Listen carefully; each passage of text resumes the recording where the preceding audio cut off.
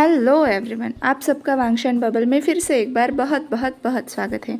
चलिए destiny fighter के part 53 को शुरू करते हैं। जब झांशियान ने वांगई से कहा कि वो उसे बहुत प्यार करता है, इस पर वांगई के चेहरे की खुशी देखने लायक थी, लेकिन बस एक पल के लिए ही।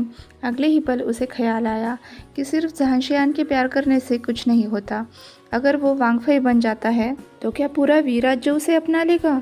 झांशियान के माता पिता भी अपनाएंगे? यहाँ पर एक बात आपको ध्यान रखनी चाहिए कि वांगई वीराज्य की पहली वांगफई बनने जा रहा था, क्योंकि झांशियान उसे शादी के बाद वांगफई का दर्जा देने वाला था। जैसे हमारे यहाँ पटरानी होती है, युवराज और दूसरे राजकुमार की कई सारी पत्नियाँ थी, लेकिन वो सभी उप स्त्रियाँ थी, कई फई थी, कॉन्क्यूबाइंस थी। उनमें से एक भी पटरानी, महारानी या फिर वांगफई नहीं थी। तो अगर वांगई को वांगफई का दर्जा मिलता है तो वो वीराज्य की पहली महारानी कहलाएगा। उसे वो सारी जिम्मेदारियां निभानी पड़ेंगी जो एक महारानी को निभानी होती है। तो उसे अपने पद को संभालने के लिए सबकी रजामंदी भी तो चाहिए। बस यही बात वांगई को बेचैन किए जा रही थी। उसकी बेचैनी उसके सभी दादा दादी बहुत अच्छी तरह से जानते थे। उसके एक दादाजी ने सख्त आवाज़ में झांशियान से पूछा, अगर तुम जानते भी हो कि वो गैर है तो तुम तो उसे अपना लोगे, लेकिन भविष्य का क्या? क्या पूरा वीराज्य उसे अपनाएगा? तुम्हारे माता पिता उसे अपनाएंगे? अगर उन्होंने वांगई को नहीं अपनाया तब भी क्या तुम अपने फैसले पर अटल रहोगे? झांशियान ने मुस्कुराते हुए कहा, मैं अपना फैसला क्यों बदलूंगा जब मैं खुद गैर से पैदा हुआ हूँ। मेरी मम्मा खुद गैर है, फिर मैं गैर का अपमान कैसे होने दे सकता हूँ? ये तो मेरी मम्मा का भी अपमान हुआ ना। झांशियान की बात सुनकर वांगई सहित सभी को बहुत बड़ा झटका लगा। हाँ, मेरी मम्मा गैर थी, इसलिए तो उनके दादाजी उन्हें जगह जगह लेकर घुमा करते थे, उनकी सुरक्षा के लिए, ताकि कोई उन्हें परेशान न करे। मेरी माँ तो पिताजी की दासी बनना चाहती थी, लेकिन पिताजी माँ से इतना प्यार करते थे कि उन्होंने उन्हें अपनी पत्नी बना लिया। वो कभी भी किसी उत्सव में शामिल नहीं होती थी। उसके पीछे ये भी एक वजह थी। और पिताजी उनसे इतना प्यार करते थे कि उन्होंने उनकी हर इच्छा का सम्मान किया। बदकिस्मती से उन्होंने अपनी आवाज़ खो दी। पिताजी इसके लिए भी खुद को ही जिम्मेवार मानते थे। और अब जब वांगई की वजह से उनकी प्यारी पत्नी की आवाज़ वापस आ गई है तो वो वांगई के दिल से शुक्रगुजार है। अब आप मुझे बताइए, मेरे माता पिता वांगई से प्यार नहीं करेंगे? अब वांगई के उस दादाजी ने कहा, ये तो हो गई तुम्हारी बात, लेकिन वांगई, क्या तुम झांशियान को अपनाने को तैयार हो? वरना अगर शादी के बाद पता चला कि ये लड़का नहीं मेर है तो तुम दोबारा भागकर यहाँ पर आओगे। अब ये मेर क्या होता है? दूसरी एक दादी ने उस दादाजी से पूछा। अरे, गैर मतलब लड़की जैसी जो बहुत खूबसूरत हो, और मेर मतलब लड़के जैसा जिसके जिस पलड़े में वजन ज़्यादा होगा वो वैसा कहलाएगा। अब दादाजी वांगई को विस्तार से गैर, लड़की, लड़का और मेर में अंतर समझाने लगे।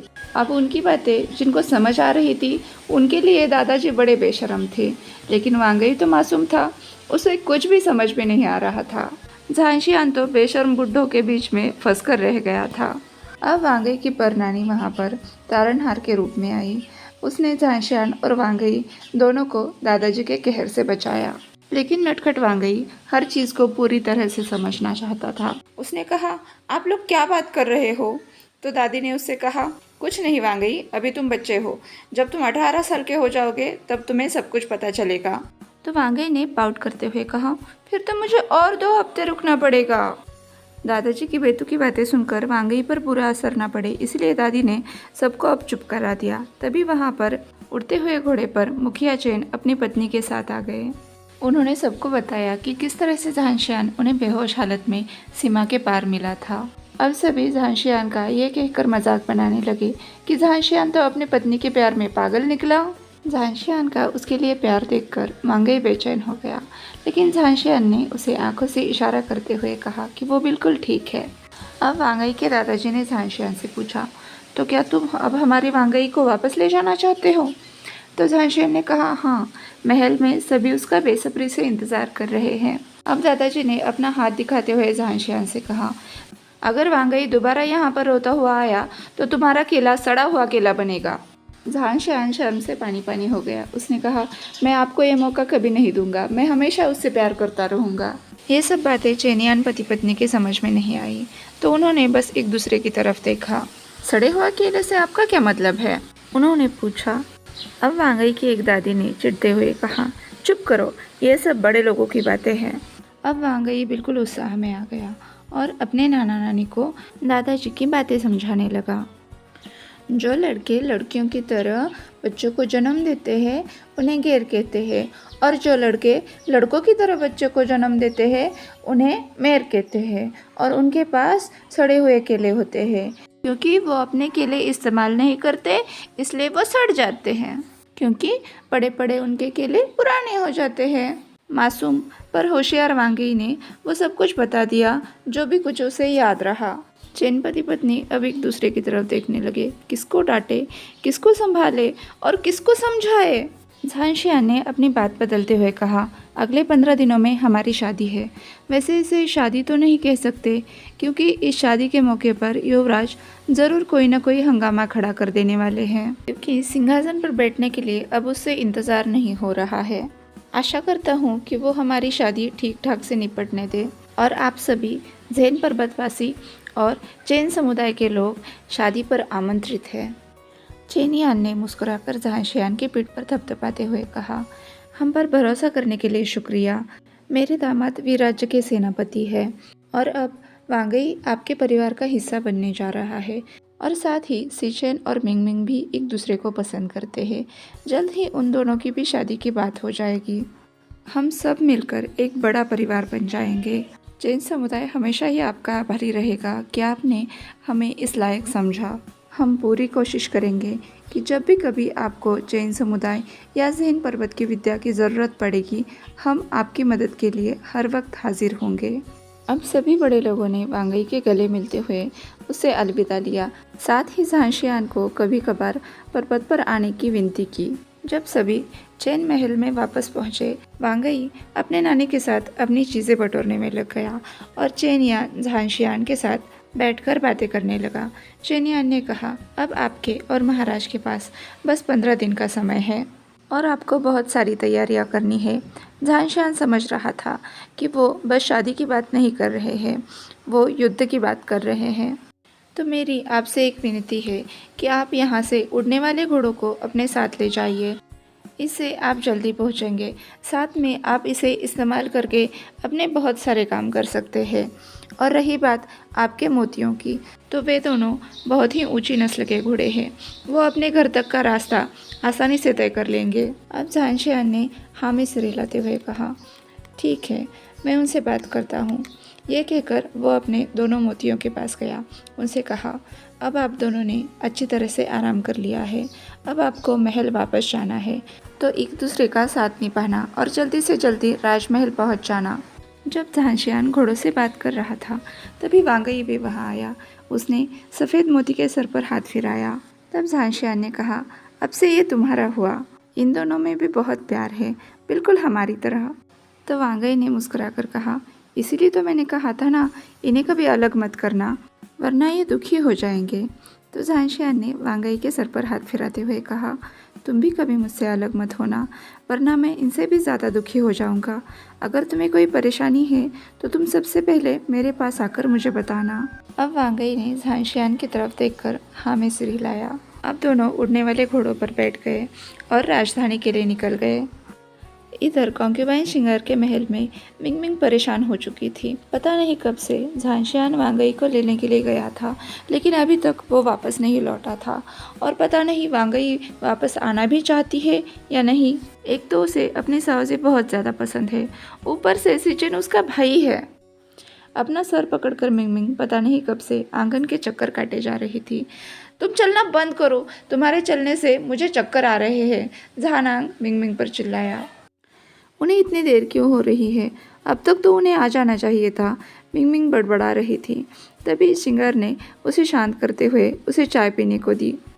तभी उधर से महाराज भी जल्दी जल्दी चलकर आए। आते ही उन्होंने सिंगर से पूछा, क्या वो लोग आ गए? सिंगर ने मुस्कुराकर महाराज के हाथ में भी चाय का प्याला पकड़ा दिया। पियो, उसने कहा। तो महाराज ने कहा, क्यों? तो सिंगर ने कहा, ताकि आप शांत हो जाओ, ताकि आप शांत हो जाओ। झानांग और मिंगमिंग ने सिंगर की नकल करते हुए कहा। अब तक झांसियान और वांगई महल में वापस पहुंच चुके थे। राजमहल से दूर जंगल में घोड़ों से उतरकर वांगई ने घोड़ों को वापस भेज दिया। जैसे ही वो कॉन्क्यूबाइन सिंगर के महल में पहुंचे, महाराज सहित सभी लोग वांगई के जाकर गले मिल गए। झांसियान तो जल भुन गया। उसने कहा, सभी बस वांगई से ही प्यार करते हैं। वैसे वो खुश भी था क्योंकि सब ने वांगई को अपना लिया। मिंगमिंग ने हंसते हुए अपने बड़े भाई को चिढ़ाया, क्या आप वांगई जितने खूबसूरत हो? तभी जानांग बोला, मुझे भी गैर पत्नी चाहिए। तो मिंगमिंग ने हंसते हुए कहा, वो क्यों भला? तो जानांग ने कहा, देखो माँ और वांगई दोनों गैर है, दोनों कितनी खूबसूरत और प्यारी है, और तुम्हें देखो हमेशा मुझे मारती रहती हो। मिंगमिंग ने हंसते हुए कहा, अभी तक तो मैं तुम्हारे साथ नरम दिल थी, लेकिन अब शायद मुझे सख्ती से काम लेना पड़ेगा। अब वो जानांग के पीछे भागने लगी और जानांग आगे आगे भागने लगा। ये सब कुछ देखकर वांगई की आंखें लाल हो गई थी। उसने महाराज के सामने घुटनों पर आते हुए कहा, लान परिवार ने आपके साथ धोखा किया, इसलिए मैं आपसे माफ़ी मांगता हूँ। महाराज ने वांगई को कंधे से पकड़कर उठाया और उससे कहा, मेरी पत्नी भी एक गैर है, लेकिन मैं उससे बहुत ज़्यादा प्यार करता हूँ। शायद मेरी तरफ से मेरे राज्य को ये संदेश नहीं पहुँच पाया कि मैं लड़का, लड़की या फिर गैर, इन सब में कोई फ़र्क नहीं करता। लेकिन तुम्हारे दादाजी और पिताजी मेरे साथ काम कर चुके हैं, उन्हें तो ये बात पता होनी चाहिए। मुझे लगता है मेरे राज्य के लोगों में अभी भी मेरे लिए प्यार नहीं, डर है। शायद सबको ये बात याद दिलाने का वक्त आ गया है कि मैं शासक नहीं, एक पिता हूँ। और रहा सवाल लान परिवार का, तो मैं कभी भी उनसे गुस्सा नहीं था। उन्होंने तो मुझे अनमोल हीरा दिया है।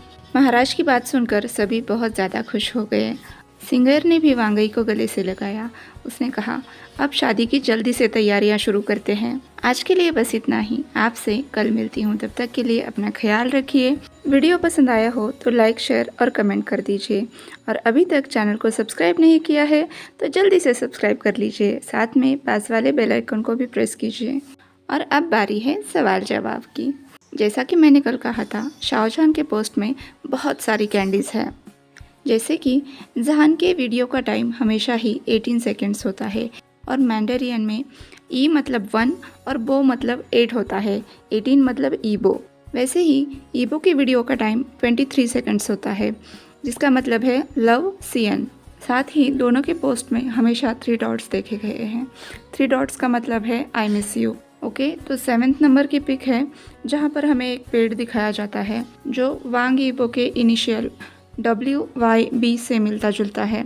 8th इमेज में जो घर दिखाया गया है उस घर का नाम भी वांग है और वो शाओ रोड पर है और उसके पूरे एड्रेस में अनटेम्ड के कुछ ना कुछ क्लूज है ही है। और 9th नंबर की जो पिक है वो तो गज़ब ही है। अगर इसे आप 90 डिग्री में रोटेट करोगे तब ये हैप्पी टुगेदर मूवी के प्रीमियर की तरह दिखती है। और अगेन ये एक गे मूवी है। साथ ही ये हाफ इमेज नेचुरल है और हाफ इमेज मर्ज की हुई है। इसके लेफ्ट फुट के पास काफ़ी सारे जान और ईबो के इमेजेस है जिन्हें ब्लर किया हुआ है। ओके, अभी तक तो मुझे यहाँ पर 6 पिक्स मिली है, आगे का पता नहीं। यस, लेकिन इतने दिनों बाद इतनी सारी कैंडीज पा करना दिल खुश हो गया। और आज की लेटेस्ट न्यूज़ ये है कि शाहजहां और वांग ईबो दोनों ने एशियन म्यूज़िक में टॉप रैंक हासिल की है। ओके, तो आज के लिए बस इतना ही। आज का वीडियो छोटा है, सॉरी इसके लिए। ओके, तो कल कॉम्पनसेट कर दूंगी।